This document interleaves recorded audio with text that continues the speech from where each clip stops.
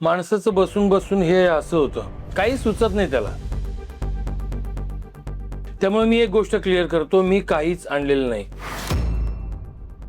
कारण शॉपिंग ही गोष्ट मला अतिशय फालतू वाटते. Absolutely waste of time. आणि वेळ वाया जाणं मी खपवून घेत नाही. आणि असल्या फडतूस गोष्टींसाठी तर मुळीच नाही. त्यावेळेत मी 4 कॉन्ट्रॅक्ट साईन करीन. आणि दुसरी महत्वाची गोष्ट म्हणजे तिकडे जे जे काही मिळतं ते आता आपल्या देशातही मिळतं. आणि शनायाला काही हवं असेल तर ते घेऊन येईल. काय शनाया?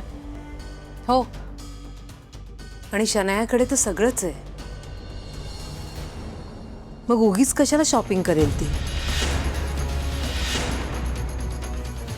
आपल्याकडे जे आहे त्यात समाधान मानावं माणसानं.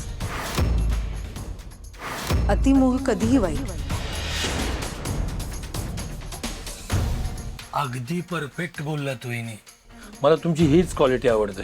तुम्ही मोजकं बोलता पण अगदी परफेक्ट बोलता. माणसाने मोह टाळलेलाच बरा.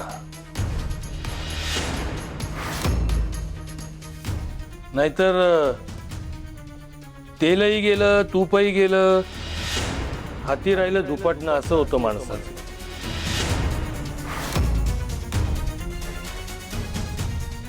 इनफ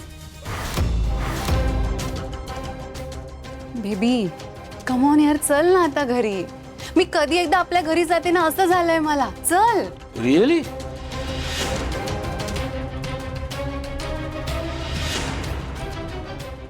हो. पाटकर आई, खूप आभार. आणि वहिनी तुमचे स्पेशली थँक्यू.